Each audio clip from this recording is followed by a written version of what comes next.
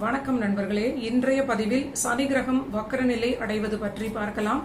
2024 ஆண்டு ஜூன் மாதம் 29ஆம் தேதி கும்ப ராசியில் இருக்கக்கூடிய சனி கிரகம் வக்ரம் அடைய போகிறார்.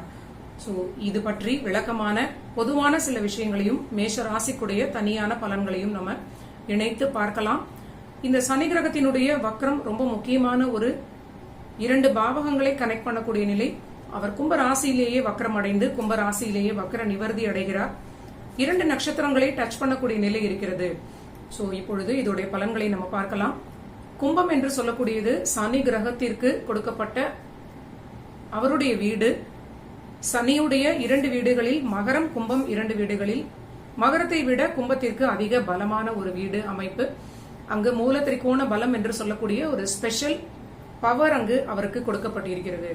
அந்த நிலையில் அங்கு குருவினுடைய பூரட்டாதி நட்சத்திரத்தில் சென்று கொண்டிருக்கக்கூடிய இந்த சனி பூரட்டாதி நட்சத்திரத்தில் இருக்கும் பொழுதே வக்ரம் அடையக்கூடிய நிலை இருக்கிறது. இந்த பலன்களை இப்பொழுது நம்ம விளக்கமாக பார்க்கலாம். இந்த பூரட்டாதியில் வக்ரம் அடையக்கூடிய கிரகம் எந்த நாளில் அடுத்த நட்சத்திரத்தை டச் பண்றார் அப்படிங்கறத மட்டும் நம்ம பேசிக்காக ஒரு நண்பர்களுடைய ஆர்வத்திற்காக சொல்லலாம். கிட்டத்தட்ட இந்த வக்ரகதி எவ்வளவு நாள் அப்படிங்கறதையும் நம்ம சொல்லும் பொழுது 29ஆம் தேதி ஜூன் மாதம் தொடங்கி 14ஆம் தேதி நவம்பர் மாதம் இதே ஆண்டு 2024 வரை சனி வக்ர நிலையிலே இருக்க போகிறார்.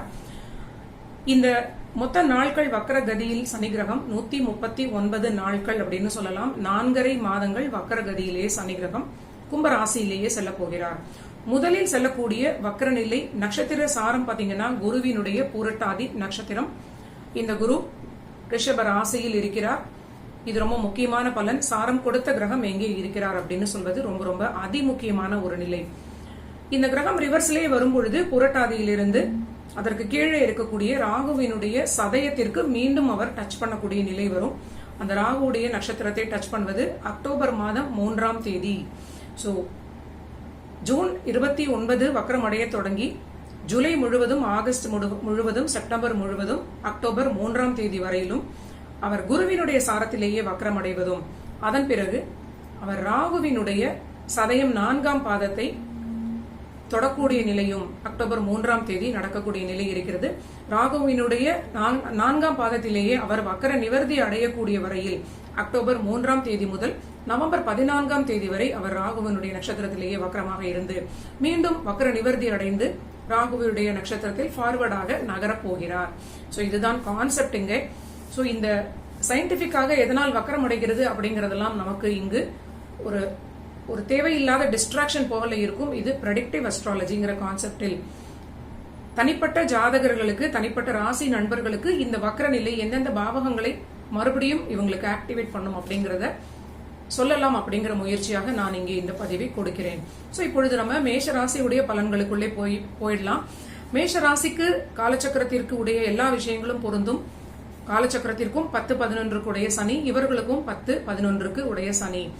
தொழிலுக்கு அதிகமான காரகமாக வரக்கூடிய இயற்கை தொழில்காரகர்.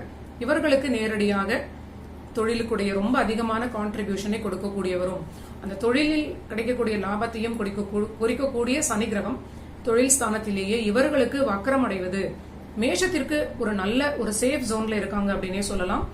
1-2 தொல்லையான பலன்களும் கண்டிப்பாக இருக்கிறது. இப்ப நம்ம விளக்கமாக மேஷ ராசிக்கு இந்த வக்ரம் என்ன செய்யும் அப்படின்னு பார்க்கலாம். 11ஆம் வீட்டில் வக்ரம் அடையக்கூடிய சனி கிரகம் மேஷ ராசி நண்பர்களுக்கு லாபஸ்தானத்தினுடைய பலனை மிக அதிகமாக செய்யும் அப்படின்னு சொல்லலாம். ஒரு கிரகம் வக்ரம் அடையும் பொழுது வக்ரத்தில் உக்ரபலம் அப்படின்னு சொல்வார்கள். வக்ரத்தில் அது நேர்மாறான பலனை கொடுக்கும் அப்படின்னு சொல்வார்கள். ஓரளவிற்கு எனக்கு புரிந்த அண்டர்ஸ்டாண்டிங் வகையில் இது ஒரு ஆஸ்பீஷியஸான நல்ல வீடாக வரக்கூடிய நிலையில் இருப்பதனால் வக்ரம் அடைந்து பின்னால் இருக்கக்கூடிய 10ஆம் வீட்டோடு தொடர்பாக இருந்தாலும் மேஷராசிக்கு ஒரு சேஃப் ஜோன்ல இவங்க இருக்காங்க அப்படின்னு சொல்லலாம். பூரட்டாதியில் செல்லக்கூடிய வக்ரம் இவர்களுக்கு மேலும் ஒரு அற்புதமான நன்மையான நிலை அப்படின்னு சொல்லலாம். குருவாக இருக்கக்கூடியவர் மேஷராசிக்கு ஒரு பெரிய ஒரு ப்ரொடெக்ஷனை கொடுக்கிறார் அப்படிங்கறதையும் நம்ம இங்கே உணர முடிகிறது.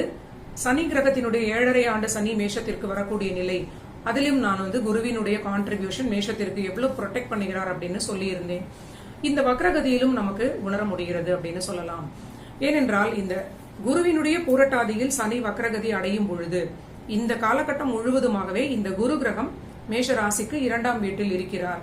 சோ லாபஸ்தானத்தில் வக்ரம் அடையக்கூடிய சனி கிரகம், சாரம் நின்ற குரு கிரகம், அந்த குரு 2ஆம் வீட்டோடு தொடர்பாக இருப்பது 2-11 அந்த கனெக்ஷன்ஸ் இவங்களுக்கு ஒரு பெரிய தனலாபம், ஒரு எதிர்பாராத அளவிற்கு ஒரு பெரிய ஒரு யோகமான காலகட்டம், பொருளாதாரத்தில் மிகப்பெரிய வளர்ச்சியை இவங்களுக்கு கொடுக்கும் அப்படின்னு சொல்லலாம். இது எந்த வகையில எல்லாம் இவங்களுக்கு பொருளாதாரத்தில் மேன்மையை கொடுக்கும் அப்படின்னா, நீண்ட நாட்களுக்கு முன்னால் அவங்க விட்டுட்டு போன சில தொழில்களை மீண்டும் எடுத்து செய்யக்கூடிய நல்ல நிலையாக இருக்கும். அந்த வக்ரகதியில் அந்த பின்னால் இருக்கக்கூடிய ப்ரீவியஸ் பாவகத்தை கனெக்ட் பண்ணக்கூடிய சனியாக தொழிலை அவங்களுக்கு புதுப்பித்து பெரிய அளவிற்கு எடுத்து அதை அவங்க ரன் பண்ணக்கூடிய நிலையும், இந்த வக்ர நிவர்த்தி அடைந்த பிறகு மீண்டும் லாபஸ்தானத்திற்கு சனி வரும் பொழுது அந்த தொழிலினால் மீண்டும் அவங்க அற்புதமான ப்ரொடக்ஷனோ இல்லைன்னா பெரிய லெவல் வளர்ச்சியோ அடைந்து பெரிய அளவிற்கு தனலாபத்தை அடையக்கூடிய ஒரு நல்ல நிலையை காட்டுகிறது. சோ இது முதல் பலன். அடுத்ததாக இந்த சனி கிரகம் இயற்கையாக பூர்வீகத்திற்கு ஒரு காரகா பிளானட் அப்படிங்கறதும் இங்கு முக்கியமான ஒரு நிலை. இந்த சனி வக்கர நிலையில் இவர்களுக்கு பூர்வீகமாக இருக்கக்கூடிய 5ஆம் வீட்டோடும் தொடர்பாக வரக்கூடிய நிலை இருப்பதனால் அதிக நண்பர்களுக்கு யாருக்கெல்லாம் அந்த பூர்வீகத்தில் இருந்து பாக்கியங்கள் வருவதற்கு காத்து கொண்டிருக்கிறதோ, பாசிபிலிட்டிஸ் இருக்கிறதோ, அவர்களுக்கு பெரிய நன்மைகள் பூர்வீகத்திலிருந்து கிடைக்கும். ப்ராப்பர்ட்டிஸ் பிரிக்கக்கூடிய நண்பர்களுக்கு கண்டிப்பாக 99% ஜாதகர்களுக்கு மேஷ ராசியில் பூர்வீகத்தில் இருந்து வரக்கூடிய ஷேராக இருக்கட்டும், ப்ராப்பர்ட்டிஸ் அவங்க பிரிக்கக்கூடிய நிலையாக இருக்கட்டும், கண்டிப்பாக கிடைத்துவிடும் அப்படின்னு சொல்லலாம். சோ இந்த காலகட்டத்தில் இவங்களுக்கு வரக்கூடிய இந்த மிகப்பெரிய பணத்தை வைத்து பெரிய லாபம் வரும். கண்டிப்பாக இவர்களுக்கு அந்த சுகஸ்தானம் என்று சொல்லக்கூடிய கடகத்தை இந்த சனி வக்கரகதியில் தொடர்பு கொள்வதாக ஒரு நிலையை நம்ம எடுத்து பார்க்கும் பொழுது நீண்ட நாள் விருப்பமான சில ஒரு நிலம் சம்பந்தமான விஷயங்கள், வீடு, ப்ராப்பர்ட்டிஸ், வாகனங்கள், பெரிய செக்மெண்ட் கார் வாங்குவது அப்படிங்கிற ஒரு சில விஷயங்களை இவங்க உடனடியாக இன்வெஸ்ட் செய்து வாங்கிக் கொள்ளக்கூடிய மிகப்பெரிய யோகமான நிலையும் இவர்களுக்கு காட்டுகிறது. சோ மேஷ ராசி ரொம்ப தயாராக இருக்கலாம். மிகப்பெரிய யோகங்கள், அதிரடியான மாற்றங்கள் இவங்களுக்கு நடக்கும் அப்படின்னே சொல்லலாம். குருவினுடைய சாரத்தில் சனி செல்லும் பொழுது குரு 2ஆம் வீட்டில் இருக்கிறார்னு சொல்லிட்டோம். மேலும் அந்த குருவினுடைய மற்றொரு வீடாக இருக்கக்கூடிய விரயஸ்தானத்தில் ராகு இருக்கிறார். சோ மிகப்பெரிய விரயங்களை உங்களுக்கு செய்து கொடுக்கக்கூடிய ஆப்பர்ச்சுனிட்டிஸாக இது மாறும். பெரிய பணம் உங்களுக்கு கையில் வரும் பொழுது நீண்ட நாள் நீங்க விருப்பப்பட்ட விஷயத்தை நீங்க உடனடியாக முடித்துக் கொள்ளக்கூடிய ஒரு ஆப்பர்ச்சுனிட்டிஸ் உங்களுக்கு ஆட்டோமேட்டிக்காக கைகூடி வரும் அப்படின்னு சொல்லலாம். ஏனென்றால் இந்த குரு கிரகம் பாக்யாதிபதி, விரையாதிபதி, மிகப்பெரிய பாக்கியம், தனம், லாபம் கிடைக்கும். அதனால் இவங்க மிகப்பெரிய இன்வெஸ்ட்மெண்ட்ஸ், ஒரு பெரிய முதலீடுகள், வீடு, வாகனங்கள் போன்ற ப்ராப்பர்ட்டிஸ்ல இன்வெஸ்ட் பண்ணக்கூடிய ஒரு நல்ல காலகட்டம் இவங்களுக்கு மேஷத்திற்கு. மிகப்பெரிய தொழில் வளர்ச்சி, மிகப்பெரிய லாபம், பூர்வீக நன்மை இதெல்லாம் நல்லபடியாக நடக்கும். அடுத்ததாக திருமணத்திற்காக காத்து கொண்டிருந்த நண்பர்களுக்கு கார்மிக்காக அவரவர்களுக்கு கிடைக்க வேண்டிய அந்த வாழ்க்கை துணை அவங்களுக்கு மேட்ச் ஆகக்கூடிய அந்த விஷயங்கள் நடந்துவிடும். சோ கார்மிக் அப்படின்னு சொன்னாலே நம்ம வந்து நெகட்டிவ் அப்படின்னு நினைக்க கூடாது. எல்லா விஷயங்களுமே கர்மா தொடர்புடைய விஷயமாகவே தான் நமக்கு அவரவர்களுக்குடைய விஷயங்களாக நடக்கிறது. சோ இந்த குரு 2இல் வந்த பிறகும் திருமணம் தடைப்பட்டு கொண்டிருந்தவங்களுக்கு சனி வக்கரம் அடையும் பொழுது, குரு சாரத்தில் வக்கரம் அடையும் பொழுது அது 7ஆம் வீட்டை தொடர்பு கொள்வதனால் உங்களுடைய பார்ட்னராக யாரு பிறந்திருக்காங்களோ அவங்களோட உங்களுக்கு டக்குன்னு அந்த ஒரு கனெக்ஷன் ஏற்பட்டுவிடும், திருமணம் நடந்துவிடும். சிலருக்கு குழந்தை பாகியமும் கிடைக்கக்கூடிய ஒரு நல்ல வாய்ப்பாக இது அமையும். சோ வாழ்க்கை துணை ஆல்ரெடி மிட் லைஃப்ல இருக்கக்கூடிய, மிடில் ஏஜ்ல இருக்கக்கூடிய நண்பர்களுக்கு வாழ்க்கை துணைக்குமே பூர்வீக லாபத்தினால், பூர்வ புண்ணிய ஒரு தெய்வ பலத்தினால் நல்ல இடமாற்றங்கள், உத்தியோகத்தில் வளர்ச்சி, மீண்டும் வருமானம் வர தொடங்கக்கூடிய நல்ல காலகட்டம். சோ மேஷத்தை பொறுத்தவரை இந்த சனி வக்ரம் மிகப்பெரிய நன்மைகளை செய்ய இருக்கிறது. ஆன் த ஹோல் இவங்களுக்கு ரிலேஷன்ஷிப்ல, பொருளாதாரத்தில் எல்லாமே நல்ல பலன்கள் அப்படின்னு சொல்லலாம். ஆனாலும் இந்த கிரகத்திற்குடைய ஒரு தொல்லை அப்படின்னு சில விஷயங்கள் இருக்கும் இல்லையா? அப்படி பார்க்கும் பொழுது கண்டிப்பாக குடும்ப வாழ்வில் சற்று விட்டு கொடுத்து செல்ல வேண்டும். ஆன் அண்ட் ஆஃப் இவங்களுக்கு திருமண வாழ்வில் சில பிரச்சனைகள் வந்தாலும் ஓரளவிற்கு ஃபேமிலி லைஃப் ரொம்ப முக்கியம் அப்படிங்கறதை உணர்ந்து ஃபேமிலி லைஃபை பாதுகாப்பாக வைத்துக் கொள்வது, விரயங்களில் சற்று அகலக்கால் வைக்காமல் இருப்பது முக்கியமான பலன்களாக வருகிறது. நல்ல இன்வெஸ்ட்மெண்ட்ஸ், நல்ல முதலீடுகள்னு சொன்னாலும் பெரிய ஸ்தானத்தில் ராகு இருக்கிறார். அது ஆல்ரெடி குருவினுடைய வீடு. ஸோ இரண்டுமே ஒரு பெரிய மேசிவான ஒரு பெரிய எக்ஸ்பான்ஷனை குறிக்கக்கூடிய ஒரு கனெக்ஷனை கொடுப்பதனால் ஓரளவிற்கு உங்களுடைய விருப்பத்தை பூர்த்தி செய்து கொள்ளக்கூடிய விரயமாக செய்து கொண்டு கொஞ்சம் நீங்க கையிருப்பாகவும் பணத்தை வைத்துக் கொள்ள வேண்டும். ஏனென்றால் அடுத்தடுத்து வரக்கூடிய பயிற்சிகள் மேஷத்திற்கு 7.5 சனி வர இருக்கிறது. சோ ஆனாலும் உங்களுக்கு 7.5க்கு முன் கிடைக்கக்கூடிய ஒரு ஜாக்பாட் யோகம் அப்படின்னே சொல்லலாம். மேஷத்திற்கு முக்கியமாக சனி வக்ரத்தினாலோ 12ல் இருக்கக்கூடிய ராகுவினாலோ இல்லை, 2ல் இருக்கக்கூடிய அந்த சாரம் பெற்ற குரு அப்படின்னு சொல்லக்கூடியது மிகப்பெரிய நன்மை. தந்தை இருப்பவர்களுக்கு தந்தை குடும்பத்தை பெரிதான ப்ரொடெக்ஷனை கொடுக்கிறார்னு சொல்லலாம். தந்தையால் குடும்பத்தில் மிகப்பெரிய ஒரு ஏற்றம் வர இருக்கிறதுன்னு சொல்லலாம். சோ எல்லா வகையிலுமே இவர்களுக்கு ஒரு பெரிய பாதுகாப்பாக தந்தையார் இல்லைன்னா தந்தை எழுந்தவர்களுக்கு குருவாக இருக்கக்கூடியவர். ஏனென்றால் நேரடியாக அந்த குரு கிரகம் தான் இவர்களுக்கு தந்தை ஸ்தானத்திற்குரிய ஒரு கிரகம். சோ மிகப்பெரிய அற்புதமான நன்மைகள் நடக்க இருக்கக்கூடிய இந்த காலகட்டத்தில் 10ஆம் வீட்டோடு தொடர்படையக்கூடிய இந்த ஒரு சனி கிரகம் கடுமையான பணிச்சுமை உங்களுக்கு கண்டிப்பாக இருக்கும்.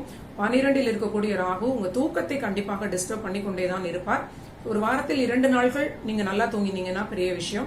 சோ ஓரளவிற்கு உங்களால் முடிந்தவரை தூக்கத்தை பாதுகாத்துக் கொள்வது, தூக்கத்தை நல்லபடியாக நீங்க பிளான் செய்து கொள்வது உங்களுக்கு மற்ற எல்லா ஆரோக்கிய பிரச்சனைகளில் இருந்தும் ஒரு ப்ரொடெக்ஷன் கொடுக்கும் அப்படின்னு சொல்லலாம்.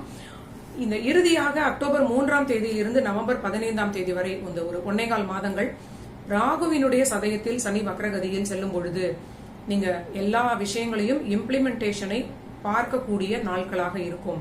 முதலில் இருக்கக்கூடிய 3 மாதங்கள் உங்களுக்கு ப்ராசஸிங், பணம் கையில் கிடைப்பது, அந்த ஏதோ ஒரு பெரிய யோகத்தினால் வரக்கூடிய பணம், இதெல்லாம் உங்களுக்கு நடக்கும். அந்த முதலீடுகளை செய்து மகிழக்கூடிய காலகட்டங்கள், உங்க ப்ராப்பர்ட்டி எல்லாம் உங்களுடைய பெயரில் அமையக்கூடிய காலங்கள் ராகுவினுடைய சதயத்தில் சனி வக்ரகதியில் செல்லும் பொழுது நடக்கும் அப்படின்னு சொல்லலாம். சோ ஓரளவிற்கு நன்மையான காலகட்டம், ஓரளவிற்குன்னு கூட சொல்ல முடியாது, மிகப்பெரிய நன்மையான ஏற்றமான காலகட்டம். இதை நல்ல விதமாக பயன்படுத்திக் கொள்வது மேஷராசி நண்பர்களுக்கு நான் சொல்ல நினைக்கக்கூடிய ஒரு பலனாக இருக்கிறது. நன்றி நண்பர்களே. நீங்க எல்லோரும் என்னுடைய சேனலை சப்ஸ்கிரைப் பண்ணிட்டு தொடர்ந்து பாருங்க. உங்க நண்பர்கள் மேஷராசியில் இருக்கக்கூடிய உங்க ஃபேமிலி, ஃப்ரெண்ட்ஸ் அத்தனை பேருக்கும் ஷேர் பண்ணிட்டு பாருங்க. மீண்டும் அடுத்த பதிவில் அடுத்த ராசிகளுக்கு பார்க்கலாம்.